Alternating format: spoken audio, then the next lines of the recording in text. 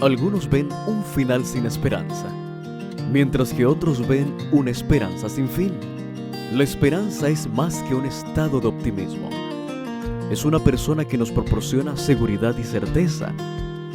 Esa persona es Cristo Jesús.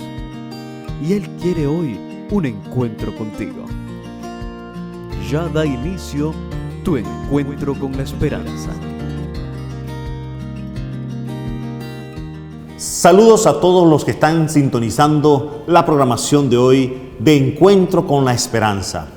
Y es un placer poder llevarles a todos ustedes el análisis de este hermoso ejemplar del conflicto de los siglos. Ahora, si al día de hoy no has podido tener la oportunidad de conseguir un ejemplar del conflicto de los siglos, no te preocupes.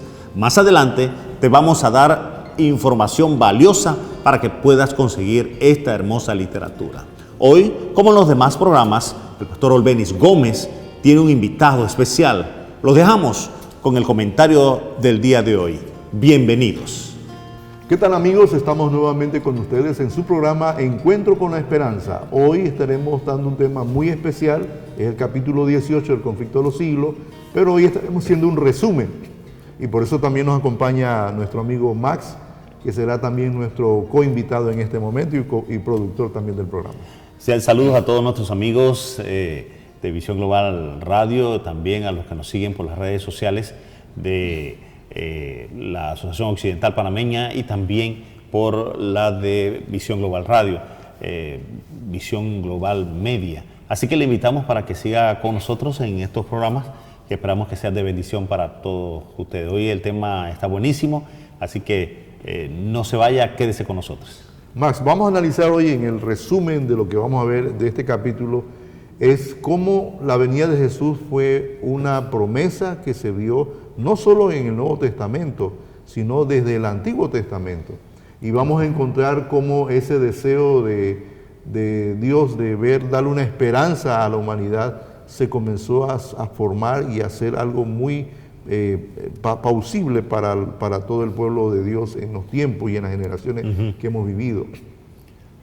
Quiere decir que el pueblo que fue siempre peregrino de Dios, tanto en tiempos antes de iniciar las poblaciones y demás, siempre tuvo la esperanza de que Dios tendría un momento especial. Hablemos un poquito del patriarca Job.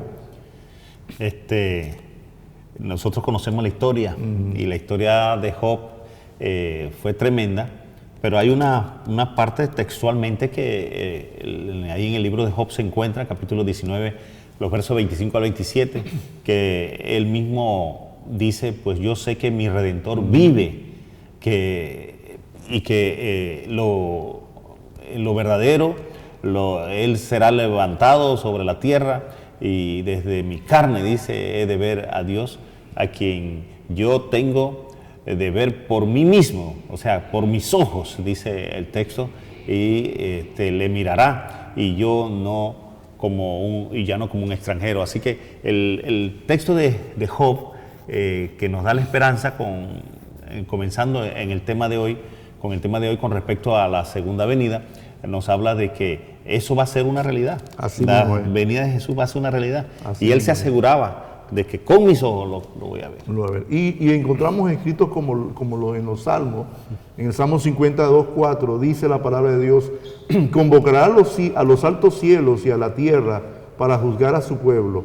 Alégrense los cielos y gócense la tierra delante de Jehová, porque viene a juzgar la tierra, juzgará al mundo con justicia y a los pueblos con su verdad. Esa es una promesa de la palabra de Dios. Y en Isaías capítulo 26, el versículo 19 y el capítulo 25, 8, 9 también nos da algunas evidencias de que el Señor vendría a juzgar. Dice: tragado ha la muerte para siempre, y Jehová el Señor enjugará las lágrimas de sobre todas las caras, y quitará el oprobio de su pueblo, de sobre toda la tierra, porque Jehová así lo ha dicho. Y se dirá en aquel día: he aquí, este es nuestro Dios, le hemos esperado y Él nos salvará. Este es Jehová, le hemos esperado, estaremos alegres y nos regocijaremos en su salvación. Pareciera ser eterna esta esperanza, esta promesa, por saber que desde los tiempos antiguos mucha gente, muchas personas estaban esperando la venida del Señor, y en el caso de Isaías lo presenta de una manera muy, muy especial. Y vamos a encontrar también... Y a mí me gusta, pastor, perdón, la expresión que muestra el profeta ahí, porque en realidad eso es una cosa que va a suceder, pero nosotros quizás no lo tomamos mucho en cuenta. Ya. Y quizás pudiéramos ya rayar en que no creemos eso, No, pero eso exacto. va a ser una realidad. Así de mismo seguro. es. Otro profeta fue Habacuc. Habacuc tuvo una visión, y él en el capítulo 3, versículo 13 a 13, habla sobre esa visión. Podríamos pensar que dice él: viene Dios desde Temán y el Santo desde el monte Parán. Su gloria cubre los cielos y la tierra se llena de su alabanza. También su resplandor es como el fuego. Se para y mide la tierra, echa una mirada y hace entremecer a las naciones. Se esparcen también como polvo las montañas sempiternas. O sea, que habla de que había movimiento. O sea, la venida de Jesús va a provocar ciertos movimientos interesantes, no solo en la población, sino también en la misma naturaleza, correctamente. Luego dice que los collados, se hundirán los collados, y que los senderos serán de la eternidad, se abrirán para que cabalgues sobre tus caballos, sobre tus carros de salvación. Te vean las montañas y se retuercen en angustia. El abismo da su voz y levante un alto sus manos. El sol y la luna, y es interesante que aquí lo presenta, ¿verdad? Lo vamos a ver también en Apocalipsis, Sí, pero aquí dice: el sol y la luna se paran en su morada, a la luz de sus flechas pasan adelante. El brillo de su resplandor lanza, sales para la salvación de tu pueblo y para la salvación de tu ungido. Qué interesante descripción hace el profeta Habacuc en relación a eso. Ahora, Dios también en el Nuevo Testamento le promete a los discípulos, ¿qué cosa? El regreso del Señor. ¿Qué citas encontramos en la Biblia en relación a eso? Sí, a mí me llama mucho la atención porque Jesús, cuando los discípulos le preguntan qué serán de las cosas que iban a venir, y Él les explica ahí en Mateo, y bueno, les dice todo lo que va a suceder, pero sí, Él da mucha más información. Y ahí en Mateo 25, del 31 y 32 dice: no se turbe vuestro corazón, en la casa de mi Padre muchas moradas hay. Voy pues a preparar lugar, y si yo fuere y os preparare el lugar, vendré otra vez y os recibiré conmigo. Y cuando el Hijo del Hombre vendrá en gloria, y todos los ángeles con él, entonces se sentará sobre el trono de su gloria, y adelante de él serán juzgadas todas las naciones. Todas las naciones. Eso también está la referencia de Juan 14, del 1 al 3. Correcto. O sea, estamos encontrando en este resumen de cómo el Señor había provisto esa esperanza desde los tiempos antiguos aún en los tiempos del Nuevo Testamento. O sea, no estamos a ciegas. En este momento nosotros nunca hemos estado a ciegas, porque se han dado las pautas y Jesús ha sido claro y ha dicho qué es lo que va a suceder en el tiempo del fin. Y esto es lo que el conflicto de los siglos nos muestra, que hay una esperanza. Así mismo es. También en el libro de Hechos 1 al 11 y en 1 Tesalonicenses capítulo 4 al 16 nos habla sobre más evidencia de lo que realmente ocurriría con la segunda venida de Jesús. Dice la palabra de Dios: este mismo Jesús que ha sido tomado de vosotros arriba al cielo, así vendrá del mismo modo que la habéis visto ir al cielo. Clarito. Y el apóstol Pablo también nos dice, hablando sobre esto: el Señor mismo descenderá del cielo con mando soberano, con la voz de arcángel y con trompeta de Dios. Y tal más luego el profeta Juan en Patmos, en el libro de Apocalipsis, capítulo 1, 7 nos dice: he aquí que viene con las nubes, y aquí viene la parte interesante, todo ojo le verá. ¿Cómo tú consideras ese concepto de que todo ojo le verá?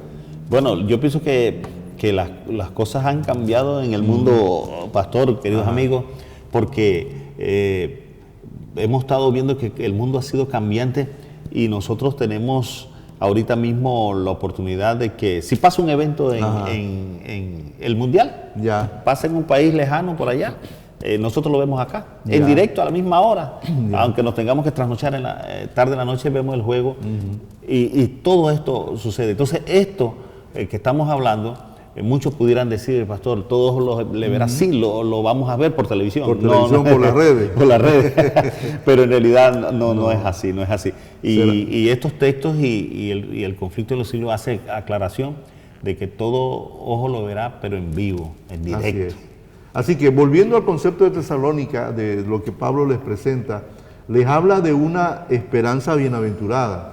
Y luego dice la palabra de Dios, la venida del Señor ha sido en todo tiempo la esperanza de sus verdaderos discípulos. Por esa razón, Pablo también escribe sobre eso. Luego dice que la promesa que hizo el Salvador al despedirse del Monte de los Olivos, de que volvería, iluminó el porvenir para sus discípulos. Ahora, al llenar sus corazones de una alegría y una esperanza que las penas no podían apagar, ni las pruebas disminuir entre los sufrimientos y la persecución, entonces encontramos aquí el concepto que Dios presenta. Es el concepto de que la venida del Señor será la esperanza bienaventurada. Y me gusta mucho también, pastor, los que habla Tesalonicenses, 1 Tesalonicenses 4:16 en adelante, y eso lo usamos mucho en los sepelios para dar esperanza a las personas, y es una esperanza bienaventurada porque en realidad lo que el texto resume es los que han muerto en Cristo resucitarán juntamente con los vivos, o sea, estarán todos ahí listos y serán arrebatados para recibir a Cristo en el aire. Y así dijo, estaremos siempre con el Señor. Y nos manda el consuelo, consolados con estas palabras, porque esto va a ser una realidad. Ahora, hay mucho material que hablar sobre eso, que seremos arrebatados en el cielo, ¿verdad? Por el concepto de los que son pecadores y de los que se han preparado para la venida del Señor. Pero bueno, no vamos a hablar de eso hoy, porque estamos haciendo un resumen. Ahora, vamos ahora al apóstol Juan en la isla de Patmos.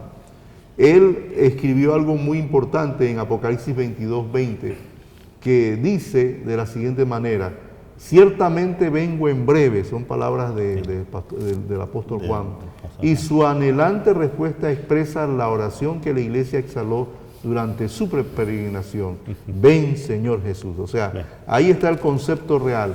Un apóstol que aún estando preso en Patmos, tenía en su visión la venida del Señor y tenía en su deseo, como lo expresa ahí, ven Señor Jesús pronto, ¿verdad? Desde la cárcel, la hoguera y el patíbulo, donde los santos y los mártires dieron testimonio de la verdad, llega hasta nosotros a través de los siglos la expresión de su fe y la expresión de su esperanza, estando seguros de que la resurrección personal de Cristo y por consiguiente de la suya propia y a la venida de aquel, como dice uno de los cristianos, ellos despreciaban la muerte y la superaban. Wow, eso, hablando de los mártires, cuando ellos murieron, no importaba morir en favor de lo que realmente ellos creían. Ahora, ya saliendo un poquito de lo que es la Biblia, vayamos ahora entonces a lo que el libro de Conflicto de los Siglos nos comienza a describir. Los grandes hombres que tuvieron la reforma y que hicieron grandes cosas, como quién, por ejemplo. Bien, a mí siempre me llama mucho la atención de Lutero. Lutero, un reformista.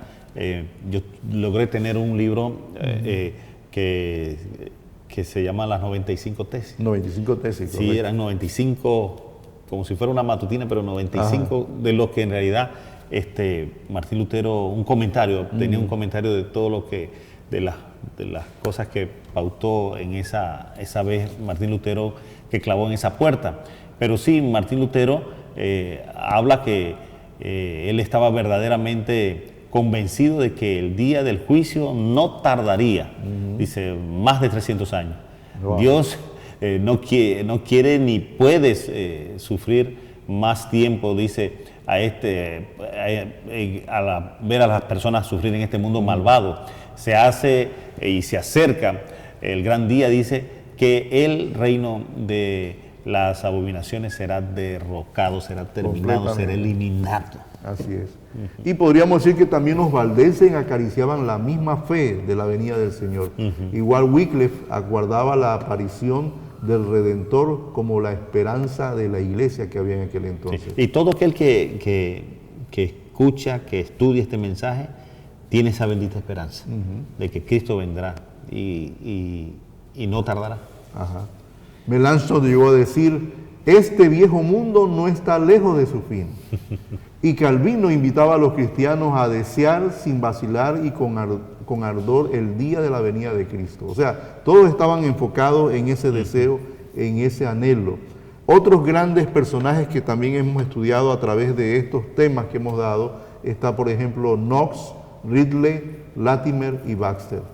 Knox llegó a decir, que de paso él era un reformador escocés, llegó a decir, ¿no llevó acaso nuestro Señor Jesús nuestra carne al cielo? Interesante descripción. Sí. Y no ha de regresar por ventura, sabemos que volverá y esto es con prontitud. Y Ridley y Latimer llegaron a decir también que ellos dieron su vida por la verdad y esperaban con fe la venida del Señor. Y él escribió, el mundo llega sin duda a su fin. Así lo creo y por eso lo digo. Ciertamente, del fondo de nuestros corazones, a nuestro Salvador, Cristo, con Juan el siervo de Dios, ven Señor Jesús, ven. Otra vez refiere a la misma palabra de Juan. De Juan, ¿verdad? Sí, del pastor. Así que al pensar en nosotros en la venida del Señor, también decía, llegó a decir Baxter, es dulce su extremo para mí y me llena de alegría. Es una obra de fe, es un rasgo característico de los santos, desear con ansias el advenimiento y vivir con tan bendita esperanza.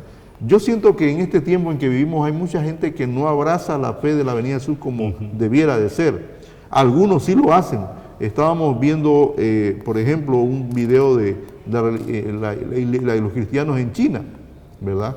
Donde veíamos cómo ellos abrazan la fe de la palabra de Dios de una forma pues sorprendente. Dice que habían personas que viajaban 14 horas y pasaban 4 horas sentadas en la madera para escuchar la palabra de Dios.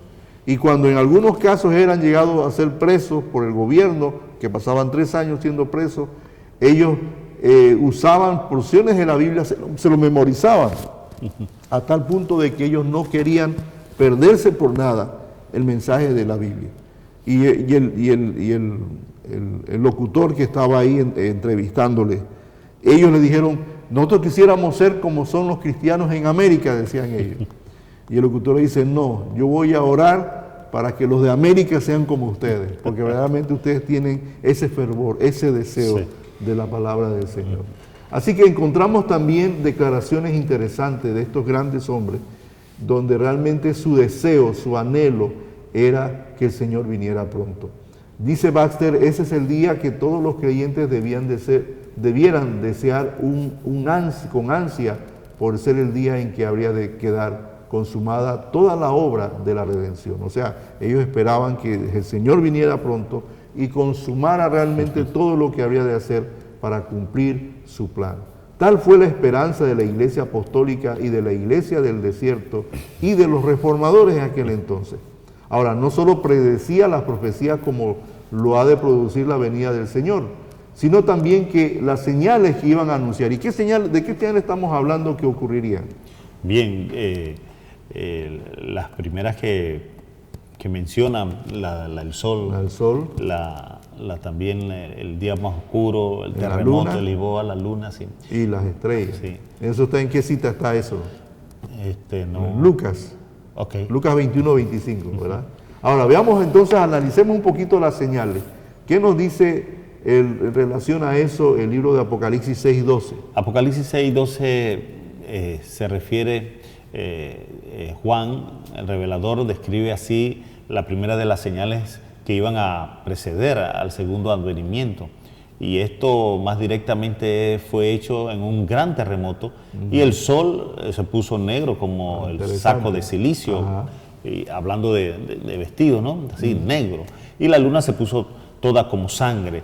Esto lo habla Apocalipsis 6:12. Interesante, Max, porque estas señales ya ocurrieron, pero han dejado un precedente en el momento que ocurrieron. Por ejemplo, cuando hablamos en el siglo XI, en cumplimiento de esta profecía en el año 1755, se sintió el más espantoso terremoto que se haya registrado. Ese fue el terremoto de Lisboa. Y dice que se extendió a la mayor parte de Europa, África y América. Wow. Wow. A mí me llamó la atención cuando estudié de este terremoto que ¿qué era Lisboa? O sea, ese lugar, dice que era un lugar donde había tantas riquezas. Dice que ellos cobraban sus impuestos a diferentes países. O sea, era una ciudad grandísima, lindísima, con todo lo moderno de ese tiempo. Wow. Y al llegar a este momento, las personas, no hubo oportunidad, dice los comentarios, que no hubo oportunidad de que la gente llorara, imagínense. Fue tan repentino esto. Así es. Y se hablan de ese temblor se movió en dos secciones. Ya. En una que movió la tierra de una manera impresionante y después vino otro. Correcto. Pero se escuchaba, dice, el zumbido, se escuchaba. Todo eso vivió las personas que estaban ahí en Lisboa en ese momento. Estamos hablando de una oleada que llegó a 60 pies de altura y algunas de las montañas más importantes de Portugal fueron sacudidas hasta sus cimientos y algunas de ellas se abrieron en sus cumbres que quedaron partidas en un modo asombroso, en tanto que trozos enormes se desprendieron sobre los valles adyacentes y se dice que esas montañas salieron llamaradas de fuego en esos lugares. Sí, Wow. tremendo, tremendo. Y como tú dices, en Lisboa se oyó un bajo tierra, un ruido de truenos y luego una violenta sacudida, como tú lo presentas como fue. Ahora, entre los sucesos extraordinarios que ocurrieron en el terremoto de Lisboa durante esa gran catástrofe, también se cuenta la sumersión del nuevo malecón, construido completamente de mármol, o sea que era una ciudad bastante hermosa como tú lo presentas, ¿verdad? Había mucha riqueza. Exactamente. Y un gran gentío se había reunido allí en busca de un sitio que fuera del alcance del derrumbe general, pero de pronto el muelle se hundió con todo el gentío que estaba en ese lugar. Imagínate cuántos cadáveres pudieron haber ahí. La sacudida de ese terremoto fue seguida también instantáneamente por el hundimiento de todas las iglesias y conventos, me llama la atención esto, interesante, y de casi todos los grandes edificios públicos y más de la cuarta parte de las casas.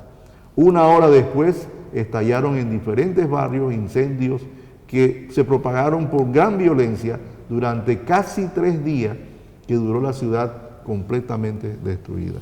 Sí, eso fue una tragedia grandísima y lo que podemos sacar ahí que también en ese lugar había mucho, pero también había mucha idolatría. Ajá. Muchas cosas en las que las personas de verdad se distraían y apartaban sus vistas de lo real, que es seguir siguiendo estas esperanzas, esta oportunidad de que podamos encontrarnos un día con el Señor. Y ellos ahí no seguían, habían unos templos católicos, unos templos muy hermosos. La gente se iba ahí, se refugiaba ahí, pensando que iba a tener oportunidad ahí. O de protección. Sí, de protección. Así que eso fue muy duro.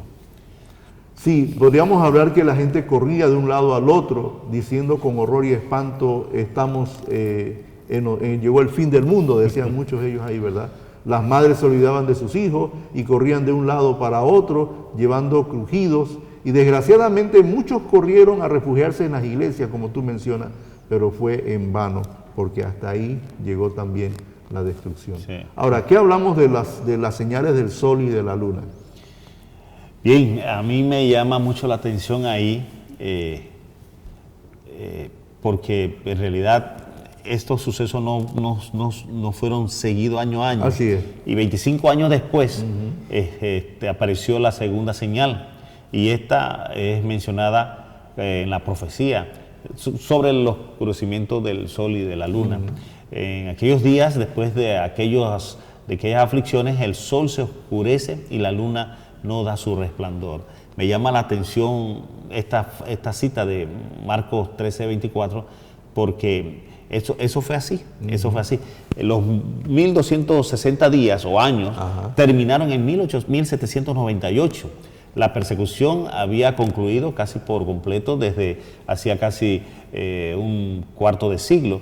Y desde esta perspectiva o persecución, según la palabra de Cristo, el sol debía oscurecerse. Pues bien, el 19 de mayo de 1780 se cumplió esta profecía.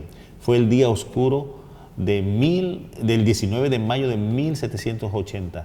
Y explicablemente oscurecimiento, inexplicablemente todo el cielo visible y atmósfera de la Nueva Inglaterra se oscureció.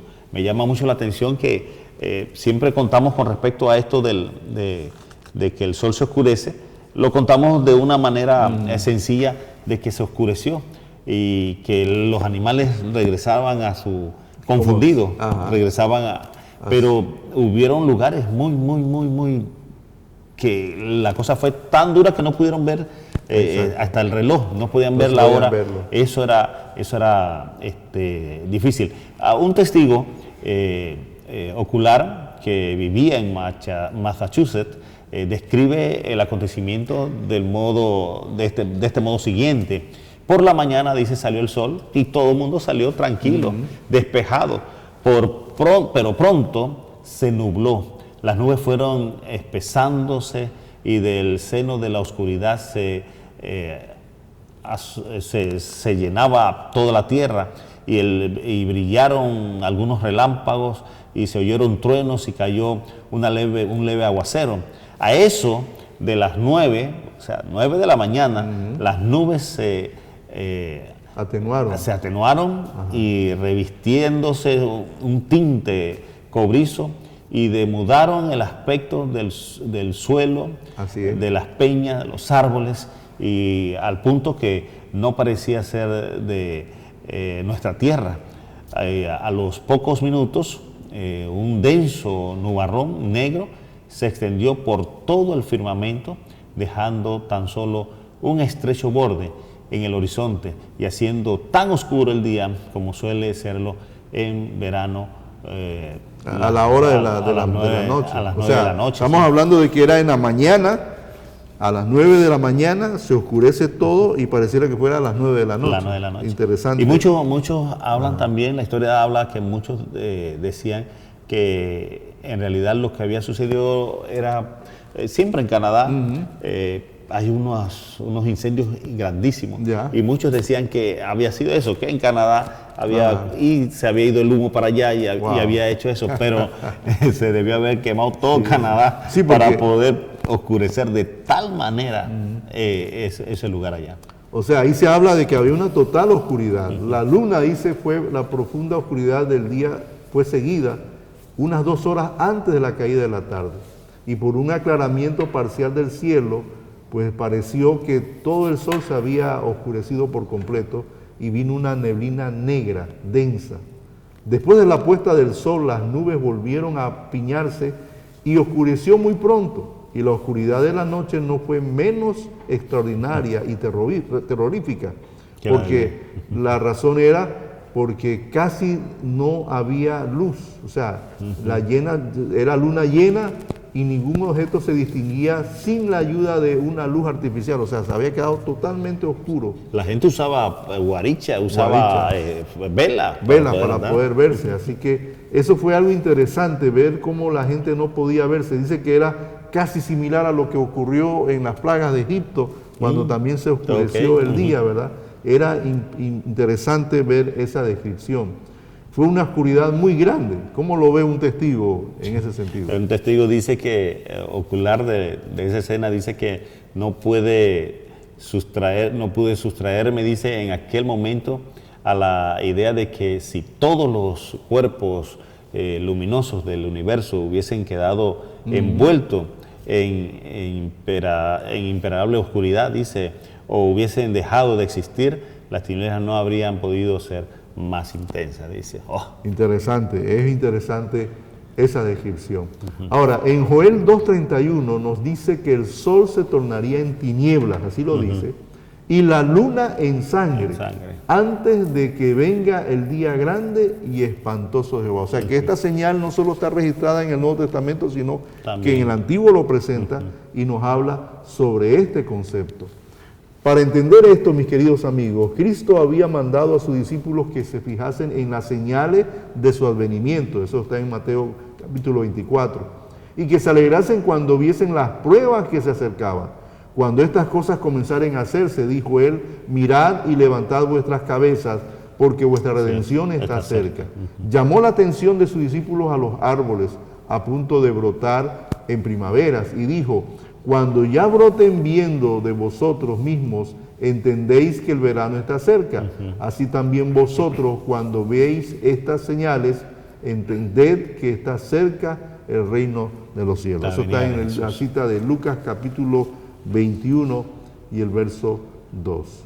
Ahora, ¿qué ha sido el problema de la esperanza de la venida del Señor versus la condición del pueblo de Dios esperando esa esperanza? Bueno, según nos dicen, absorbidos por la mundanalidad y la búsqueda del placer, el profeso pueblo de Dios fue quedando ciego y no vio las instrucciones del Señor, que es referente a las señales de su venida.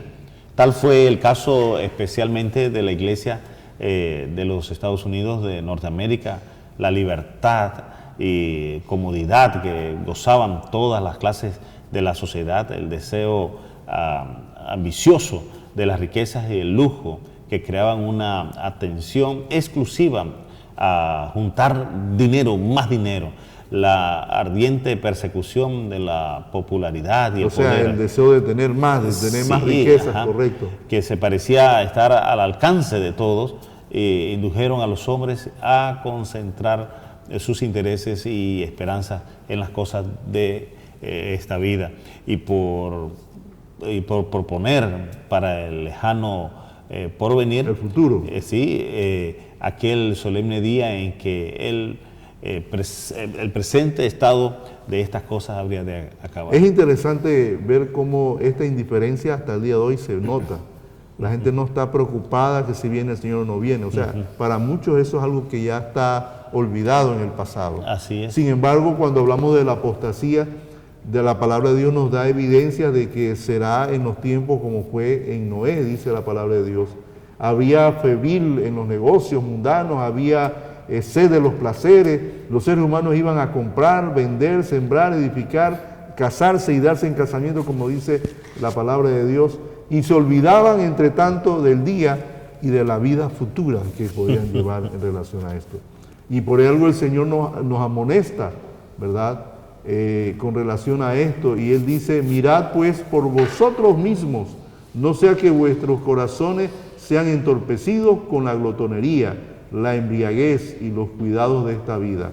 Y así os sobrevenga de improviso aquel día. Por eso el Señor nos dice con toda evidencia, velad pues en todo tiempo y orad, a fin de que logréis evitar todas estas cosas que van a suceder en el tiempo final. Y está en pie delante del Hijo del Hombre. Y esas citas las encontramos en el libro de Lucas, capítulo 21, versículos 34 y 36. Se habla del día de juicio. ¿Y qué podríamos agregar en el día del juicio? El día del juicio, la condición en que se hallaría entonces la iglesia está descrita en la palabra del Salvador en Apocalipsis. Y Apocalipsis 3, del 1 al 3, nos da una reflexión grandísima. Dice, tienes nombre que vives y que estás muerto. Y a los que no quieren dejar su indolente descuido, se les dirige el solemne llamado. Si no velares, vendré a ti como ladrón y no habrá en qué hora, y no sabrás a qué hora vendré a ti.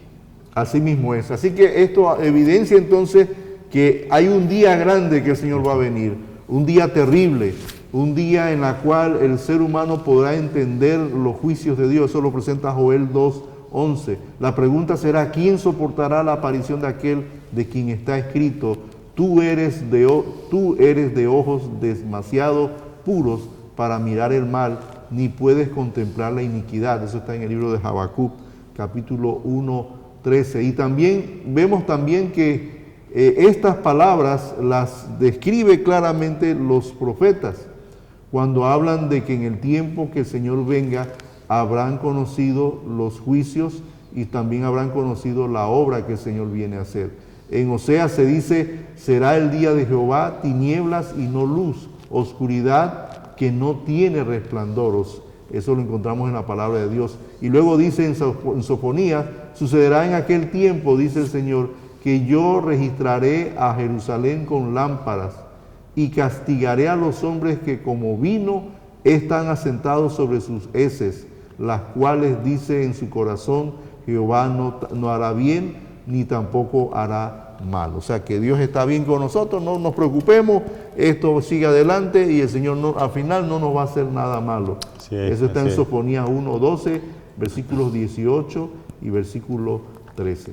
Pero también Jeremías nos habla del día de la ira. ¿Qué nos dice Jeremías en el Jeremías día de la nos ira? dice en Jeremías 4, 19 al 20, estos versículos, el profeta Jeremías mirando hacia lo porvenir, hacia aquel tiempo terrible, exclamó, se conmueve mi corazón, no puede estarse quieto por cuanto ha oído, oh alma mía, el sonido de la trompeta y las alarmas de guerra, destrucción sobre destrucción es anunciada. Eso es lo que dice Jeremías, pero también nos habla Sofonías y Isaías, nos dice también una documentación con respecto a esto. Día de ira es aquel día de apretura y de angustia, día de devastación y desolación, día de tinieblas y de espesa oscuridad, día de nubes y densas tinieblas, día de tormenta y de grito de guerra. He aquí que viene el día de Jehová para convertir la tierra en desolación y para destruir de en medio de a ella sus pecados y también todos sus males. Sofonías 1, capítulo 1, versos 15 y 16, Isaías 13, verso 9. Ahora, Dios llama a su pueblo a despertar. En la palabra de Dios nosotros encontramos que se exhorta a un pueblo de una manera solemne y se expresa que despierte de su letargo espiritual, que busquemos su paz con arrepentimiento y humillación. La palabra de Dios dice, tocad trompeta en Sión y sonad alarmas en mi santo monte, tiemblen todos los moradores de la tierra, porque viene el día de Jehová, porque ya está cercano. Y lo sigue diciendo, proclamad a riguroso ayuno, convocad a asamblea solemnísima, reunid al pueblo, proclamad una convocación obligatoria, congregad a los ancianos, juntad a los muchachos, salga el novio de su recámara y la novia de su tálamo entre el pórtico y el altar, lloren los sacerdotes, ministros de Jehová. O sea, aquí hay un llamado solemne que hace la palabra de Dios para que nosotros volvamos a hacer lo correcto. Dios necesita hoy un pueblo que se prepare para lo que viene. ¿Qué dice Joel 2.1 y el versículo 15 al 17 sobre este concepto? Sobre el concepto de Joel es que Dios necesita un pueblo que se prepare. Necesitamos prepararnos y eso es lo que Joel en estos capítulos nos está diciendo, en estos versículos. Y para ir con un detalle más específico, él dice que volveos a mí de todo vuestro corazón, con ayuno también y con llanto y con lamentos. Rasgad vuestros corazones y vuestros vestidos y volveos a Jehová vuestro Dios, porque Él es clemente y compasivo, lento en ira y grande en misericordia. Hay una cosa que hay que establecer, Max, es que Dios no está en este momento para simplemente ejecutar castigos o juicios ante nosotros. Habrá un momento en que Dios lo va a hacer. Pero Dios está en un momento donde Él llama a su pueblo, número uno, a volverse de todo su corazón. Eso es lo que Dios dice en su palabra. Pero que lo hagamos con ayuno. Pero también dice, rasgad tus vestidos en señal de que reconoces tus errores, tus pecados. Y eso es algo que Dios desea que nosotros como pueblo de Dios, en el tiempo en que estamos viviendo, lo hagamos. Hoy el Señor ve que muchos de los que profesan pertenecer al pueblo de Dios, no estamos edificando para la eternidad. O sea, no estamos buscando nuestra prioridad, que es la venida del Señor. Y Dios en su misericordia aún nos envía este tipo de amonestaciones para que nosotros despertemos y para inducirnos a prepararnos para su gloriosa venida. Y esto es algo, mis queridos amigos, que tenemos que recalcarlo en una manera muy importante. Dios necesita un pueblo que se prepare, y por eso Él quiere que nosotros no andemos en tinieblas, sino que podamos buscar ese oro puro, esa ganancia que el Señor quiere que tengamos, que podamos realmente andar en la luz que Dios nos ha dado, para que no sorprendáis las tinieblas, en Juan 12:35. Los que se apartan de la luz que Dios les ha dado y no la procuran cuando ésta está a su alcance, son dejados en las tinieblas, y ese es el terrible, grave y diría tragedia que puede pasar en aquellos que una vez conocieron la verdad, pero una vez fueron dejados en tinieblas. Pero el Salvador nos dice también a nosotros hoy: el que me sigue no andará en tinieblas. Esa es la promesa del Señor, sino que también tendrá la luz de la vida, en Juan 8:12. Sí, eso es bastante claro, porque todo aquel que sigue a Jesús, que sigue sus pisadas, que sigue sus escritos, no va a estar en tinieblas. Va a saber los tiempos, cómo se están manejando. Va a saber de profecía, porque él va a seguir, va a andar en los escritos que Jesús nos dejó. Y nosotros debemos estar claros de que Cristo no nos dejó en tinieblas, no nos dejó ciegos. Él dijo todas las cosas que iban a suceder. Y así como usted dijo anteriormente, al principio de este capítulo, que Jesús ha dicho las cosas para que nosotros nos preparemos, y tenemos que hacer los preparativos. Las cosas del mundo, vemos todo lo que está sucediendo en el mundo. Escuché una noticia ayer, eso fue una noticia en Estados Unidos, que ya la iglesia satánica está buscando la oportunidad de que los dejen en las escuelas enseñar con respecto a su religión. Dice, si los cristianos pueden, los homosexuales, porque menciona también la parte de los homosexuales pueden, porque ellos no pueden. Ellos también tienen derecho. Y como Estados Unidos todo el mundo tiene derecho, así que ellos también están. Entonces, las cosas en el mundo el mundo está siendo bien movido, y nosotros debemos estar apercibidos. Pero el que sigue las instrucciones de Jesús se va a dar cuenta, el que no, así mismo es. Así que, mis queridos amigos, es interesante este estudio que hemos llevado a cabo, que nos permita a nosotros poder entender: el Señor viene pronto. Así es. Necesita un pueblo que se prepare para su venida, y tú eres parte de ese pueblo. Amén. Queridos amigos y amigas, esperamos que estén sacando mucho provecho al comentario de este maravilloso libro en la programación de hoy. Queremos darte unos datos valiosos para que tú puedas adquirir este maravilloso libro. Es fácil. Primera opción: visita una iglesia adventista que esté más cerca a tu hogar. Conversa con un hermano de la iglesia y hazle saber que estás interesado o interesada en conseguir un ejemplar del Conflicto de los Siglos.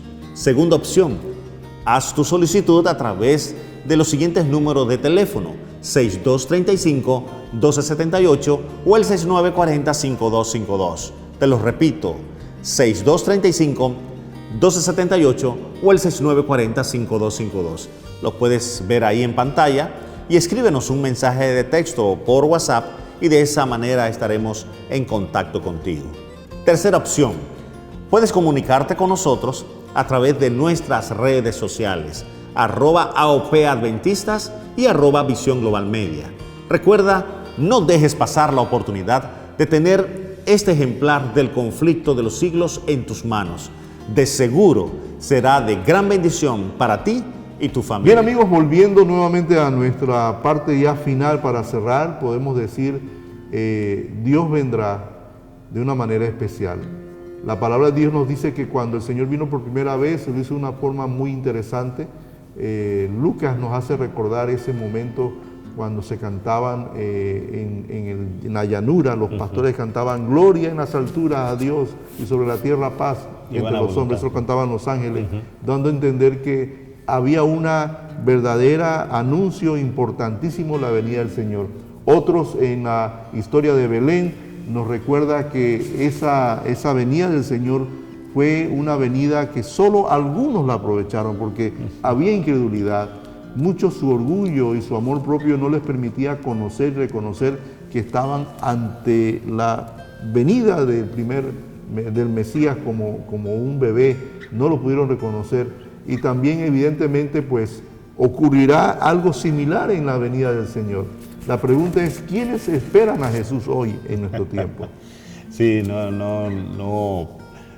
todo el mundo se hace esa pregunta y todo el mundo yo, todo el mundo, pero en realidad no es solamente el deseo o decir yo, sino estar preparado quiere decir otra cosa, sino que usted va siguiendo los pasos, va escudriñando la Biblia, va siguiendo las instrucciones que el Señor quiere. Así que de verdad, ¿quiénes esperaban a Jesús? Bueno, es que ahí presenta también el concepto de cuando Jesús vino por primera vez. Es correcto. No lo estaban esperando los sacerdotes, no lo esperaba el pueblo judío. Del rey. Qué curioso que extranjeros es que se dieron cuenta que el Señor venía. Pastores que veían los tiempos. Y los pastores, correcto. Así que ellos se dieron cuenta que el Señor venía y comenzaron entonces a prepararse para encontrarse con el Señor, los 3 magos, por ejemplo, que decimos, ¿verdad? Así que encontramos en la Biblia que inclusive hubo una señal, yo diría, evidente, la estrella que pronunciaba el lugar y el momento que el Señor iba a venir. Dice que en tierra de paganos, había también quienes les esperaban. ¿Ya? Eran sabios, ricos y nobles, filósofos de Oriente, dice, observadores de la naturaleza. Los magos habían visto a Dios en su obra. Así que por las escrituras hebraicas tenían conocimiento de las estrellas que debía proceder de Jacob, y con ardiente deseo esperaban la venida de aquel que sería no solo la consolación de Israel, sino una luz para iluminar a todas las naciones. Así mismo es. Ahora, en Hebreos capítulo 9, versículo 28, se nos dice que es para la salvación de lo que esperan, para lo que Cristo aparecerá, o sea, la segunda vez sin pecado. En otras palabras, buscar la luz y la luz del trono de Dios. El Señor iluminó su senda mientras los sacerdotes y rabinos de Jerusalén, guardianes y expositores, estaban simplemente envueltos en tinieblas, esperando ver la venida del Señor. Pero el Señor se manifestó ante esa estrella, se manifestó ante los magos que fueron a ese lugar, y todavía ellos seguían esperando a ese Mesías, y todavía el día de hoy siguen esperando a ese Mesías. Por eso ya ellos, la vez pasada estaba viendo un documental, ya ellos tienen todo preparado, pastor, queridos amigos, ya ellos tienen todo preparado, tienen un santuario, tienen todos los objetos al tiempo real, al tamaño real, y todo listo, solamente esperando el Mesías, porque van a hacer otro santuario para que él entonces reine ahí. Y dice la palabra de Dios: vosotros, emperos hermanos, no estáis en tinieblas. Así es. Para que aquel día a vosotros os sorprenda como ladrón. Porque todos vosotros sois hijos de la luz e hijas del día. Nosotros no somos de la noche ni de las tinieblas, sino, como dice 1 Tesalonicenses 5, 4 al 5, somos hijos de luz y hijos e hijas del día.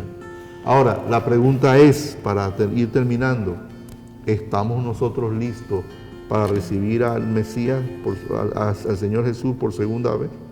Es la pregunta. Sí, es una pregunta de verdad difícil que cada uno de nosotros tenemos que responder individualmente, usted allá en casa, nosotros acá también en el estudio, pero Jesús vio a su iglesia semejante a la higuera estéril, dice. Qué tristeza. Así que esa es usted conoce esa parábola de la higuera estéril, o sea, una higuera que no tiraba fruto, no daba nada, o sea, era estéril porque no producía fruto. Entonces, aquí el concepto es, para recibir al Señor, mi vida tiene que reflejar un carácter diferente y dar fruto de lo que hace el Señor en mi vida. Y evidentemente el problema puede ser que si yo estoy centrado en mí, conmigo mismo, en mi propio universo, en mi yo, por decirlo así, no estoy haciendo ningún plan para ver lo que el Señor está haciendo por mí y lo que quiere hacer por nosotros en su segunda venida. Ahí también esta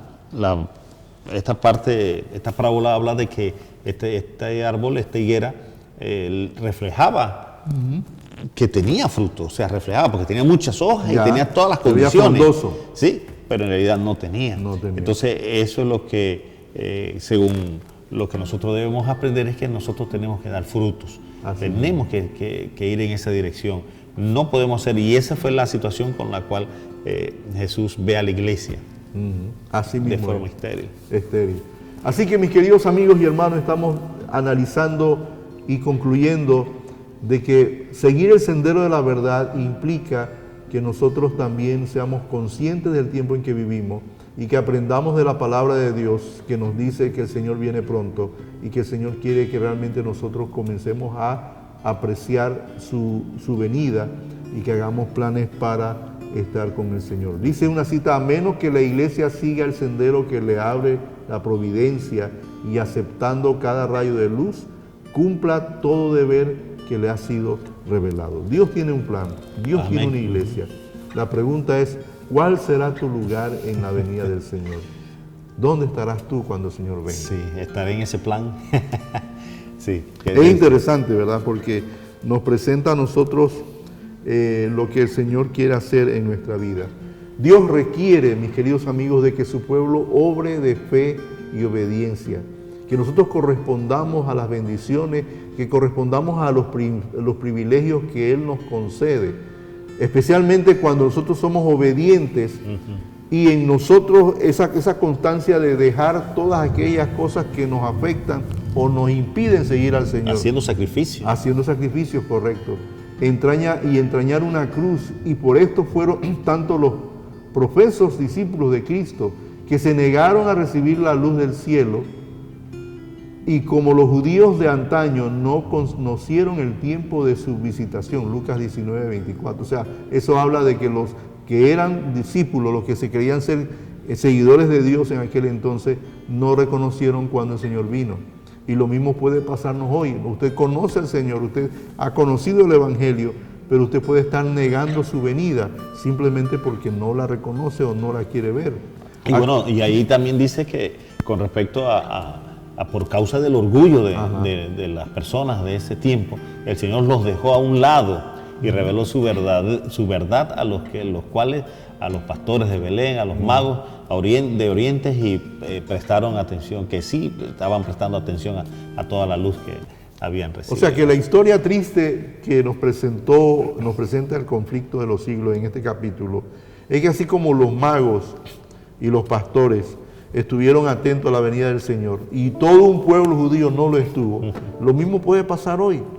Hay muchos que profesan seguir al Señor, pero no se preparan para su venida, no están haciendo nada por su venida.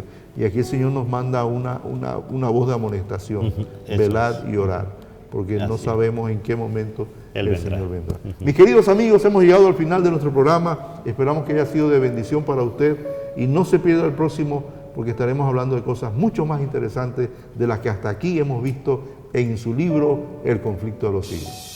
¿Qué tal, amigos? Quiero anunciarles que nuestro próximo capítulo será el capítulo 19 y estaremos estudiando una profecía significativa. No te lo pierdas en tu programa Un Encuentro con la Esperanza.